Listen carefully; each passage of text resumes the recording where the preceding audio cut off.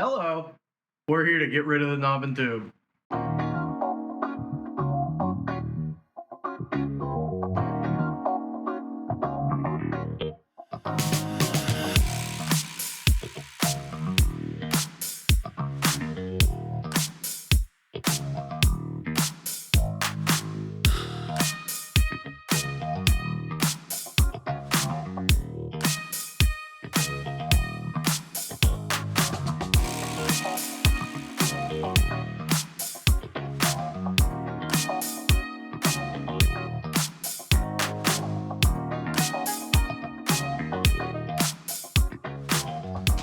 There's only 5 to start. Okay. How do these wires get in that wall? No, you know an easy way to find out. You cut the You ceiling. rip it open. All right, so starting the fishing process. Before we commit to anything, we need to understand the building's anatomy. We need a clear path, or else we're going to be making a mess the drywaller will not be happy about. We've opened the ceiling here, right by the panel, to get eyes on the existing knob and tube and see how those home runs need to drop from the floors above. This is where it gets weird. Normally, in an older home, you'd have studs, lath, and plaster. But after cutting this hole here, we're still not seeing the confirmation we need. Time for some exploratory surgery. We're going to make a small, controlled cut on the first floor to confirm the construction style. This is the moment you find out if you're dealing with a smooth fishing trip or a 6-day battle with a hammer drill.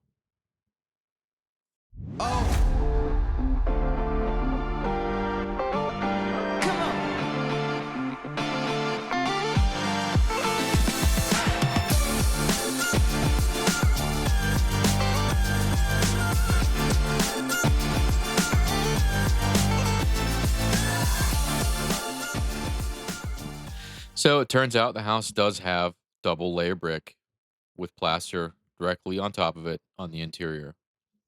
This is going to put a damper on some of the plans that we had. However, there are ways to get around this. A lot of that is going to be deciding between the customer and us, how we want to go about making these repairs while also maintaining code compliancy with the local administration having jurisdiction here in this township. So right now at this point, we're going to start making some more holes and just getting the project moved forward as we get ready to discuss options and things like that with the homeowner. But let's get back to it.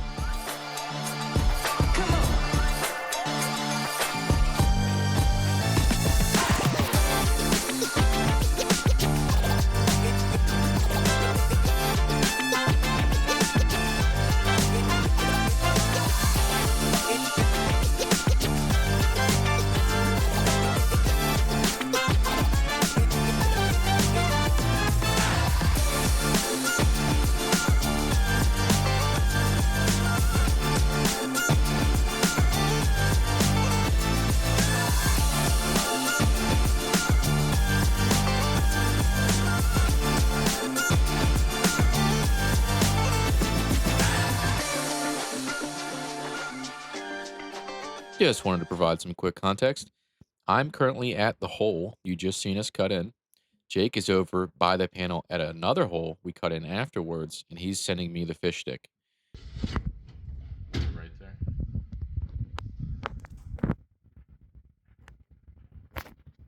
You might need to wiggle it to get it to come up over. It sounds like you're right at this bulkhead here, like the transition.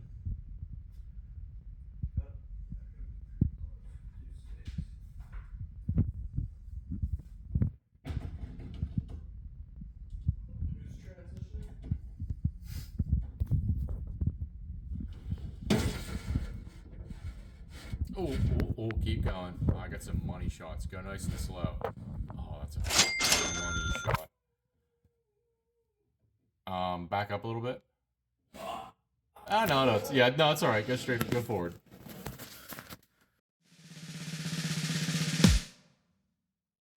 Code time here, guys.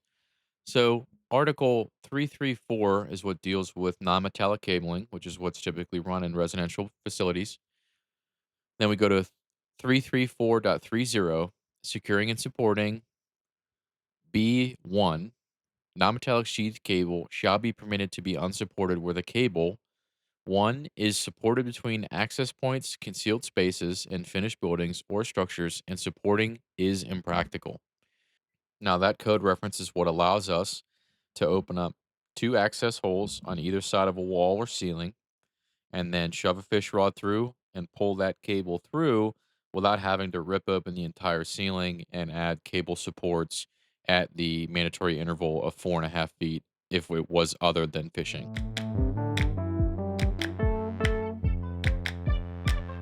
Well, Jake, tell the people what you found. There's a couple RC colas in the fridge. Couple. Getting cold, baby.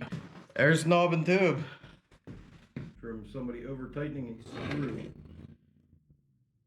You ever open up a switch box and you see wiring that looks like this? It's a great time to call a licensed professional electrician.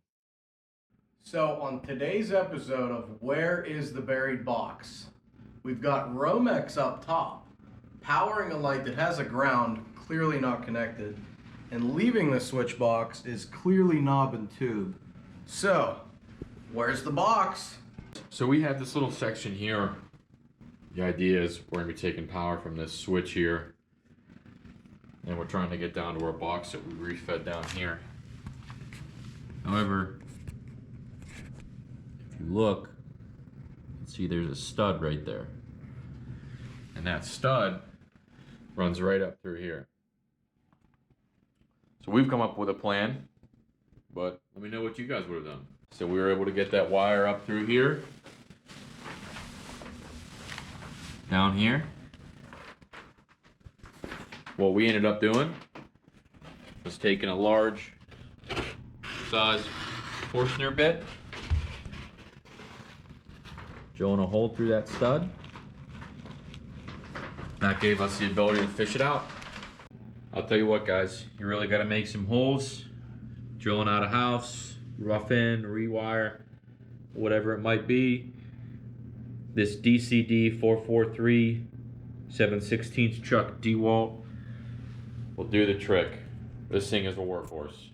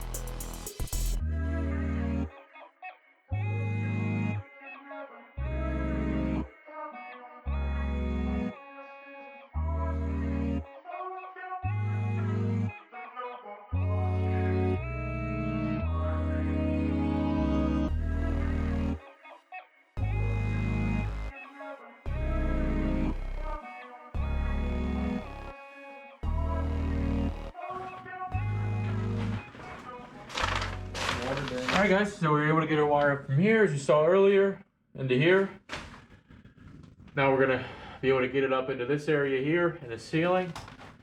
we notched over. You can see the joists are running in the perfect direction for us to get over to our box here in the ceiling.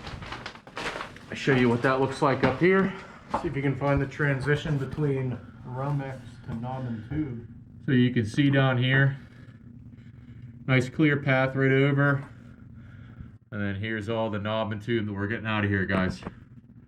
Making this nice and safe for the new homeowner.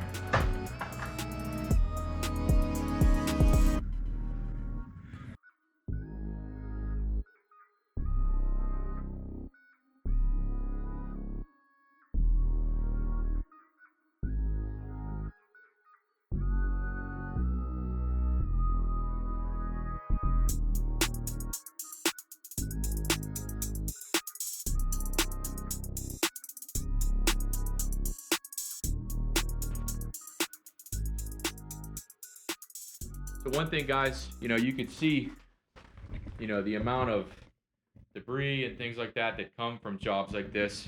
And that's why we went through and installed all that RAM board in the earlier video. Another thing, you're working in these type of environments, you really want to make sure that you've got the proper PPE on. We've got the N95 respirators. Want to make sure you protect your eyes, and ideally you want to wear some gloves too.